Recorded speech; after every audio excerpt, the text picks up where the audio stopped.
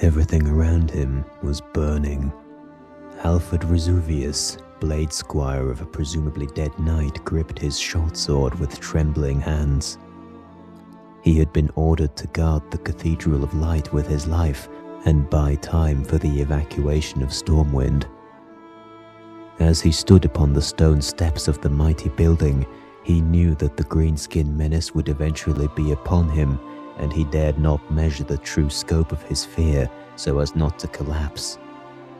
Instead, he placed what little faith he had left in the light and prayed not only for the safety of his evacuating people, but also for his demise to be a swift and painless ordeal.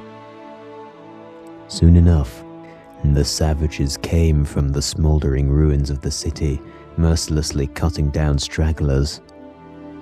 Spying Razuvious standing alone on the steps, his armor drenched in sweat from the fires as well as the battle against his own fear, they sent but one grunt to deal with the young squire.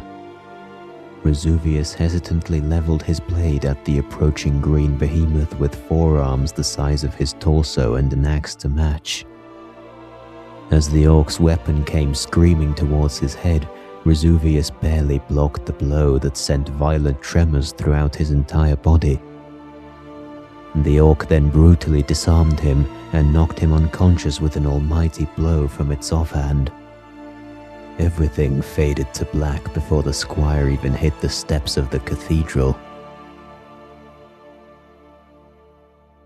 Razuvious awoke again in the dwarven district, looking up at a decrepit old orc in dark robes. He had been stripped of his armor and put in chains.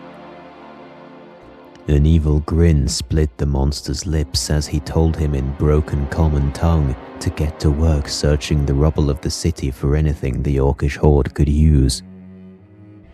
With one hand, he then gestured towards a corpse beside him, and green light shot from his fingers, entering the dead woman's body.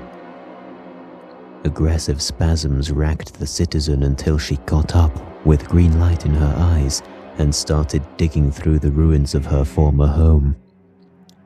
That was when Razuvious realized that the light had forsaken him and this world. Under the lash of his green-skinned slave drivers did Razuvious labor in the ruins of Stormwind for weeks on end, garnering more and more hatred for the savages.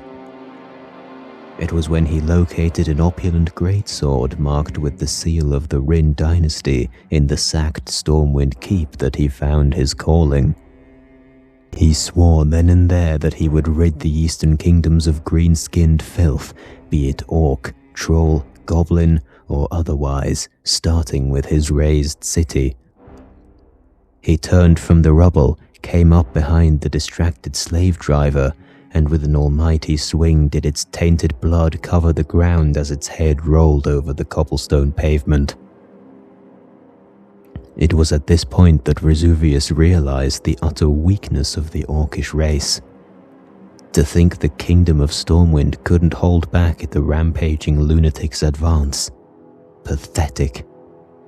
From then on, Razuvious continued fulfilling his bloody vow, stalking the burning streets of Stormwind, sharpening his skills on the bones of the orcish marauders and freeing the slaves that weren't bound to their torment in undeath. After breaking their chains, however, he left them to their own devices so as to purge the weak from mankind's society. Those with the will for it would escape the city, preferably easing Halford's self-imposed burden by taking a few orc lives in the process. After all, weakness was what had gotten them their capital burned to the ground, so they would now learn not to repeat their complacency. This continued until the reclamation of Stormwind, where Lordaeron forces, having arrived by ship, found Razuvious in the shadow of the broken cathedral, standing over two halves of an ogre magi, his blade wet with its blood. The soldiers attempted to communicate with Razuvious, but all they got in response was a half-murmured rant about the weakness of Stormwind.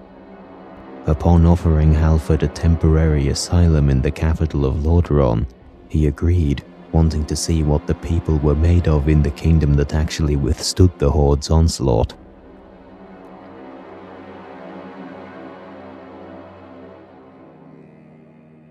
Discovering what happened in the Second War only served to increase Halford's distaste for the inhabitants of the world. Stromgarde had suffered the same fate as Stormwind. The High Elves survived their siege due to luck, and worst of all, the Kingdom of Alterac, in their unrivaled frailty, made peace with the Greenskins at the expense of the other kingdoms to preserve themselves. He had gone before King Terenus Menethil II himself and asked for nothing more than a worthy steed, swearing that the Syndicate's pathetic attempts at claiming legitimacy would end by his hand.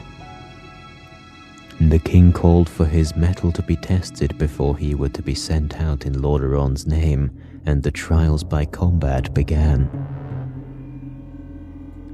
Razuvious effortlessly defeated many knights in single combat, always making sure to inform them of their unworthiness, and even some lesser paladins from the newly formed Order of the Silver Hand barely stood a chance against his martial prowess. King Terenus was no doubt impressed by the results, and immediately granted Razuvious the position of a drill instructor for the Lordaeron infantry. He quickly garnered a reputation as the most feared and brutal, yet unyieldingly effective drill instructors throughout the entire military, making sure his influence in the coming generation of soldiers purged the weakness from their yet feeble hearts.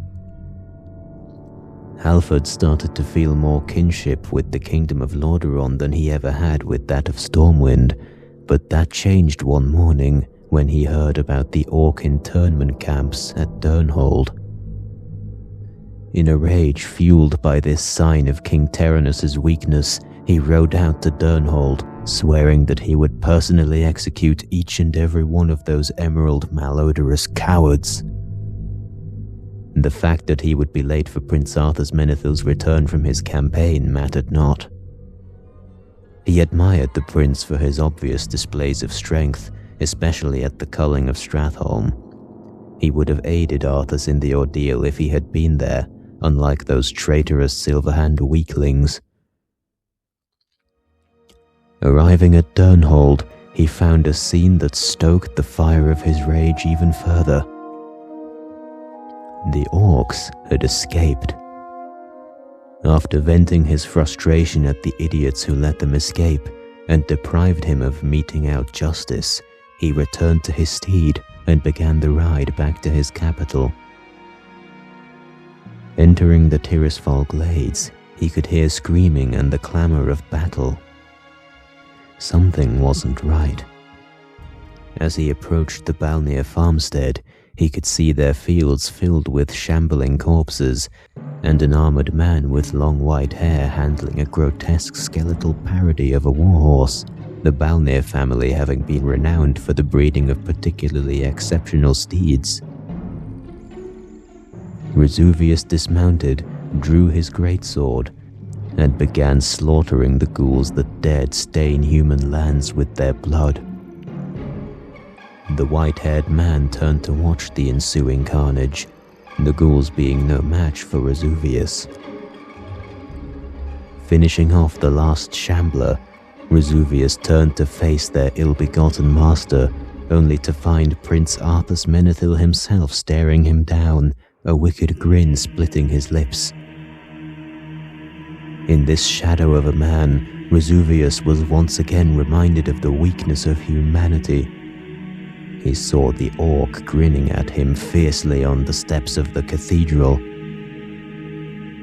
With an almighty war cry, Razuvious raised his greatsword and charged yet another pathetic traitor to humanity, and his blow came down hard on the fallen paladin's rune blade, so hard that the evil smile immediately left his visage.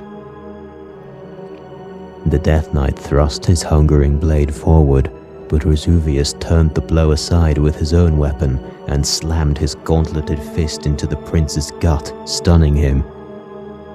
Before Halford could grant Arthas his final verdict and separate his head from his spine, The prince's offhand suddenly glowed dark green with vile magic.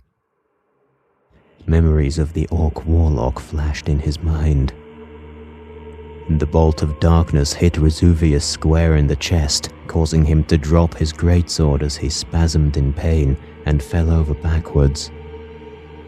The Death Knight standing over him with Frostmourne raised and his mouth foaming, he took pride in that the coward before him had to resort to magic to defeat him, and with great effort he informed Arthas of his eternal place in life.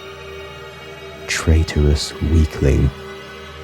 With that, Frostmourne was plunged into his chest, Arthas staying silent until darkness overcame Razuvius.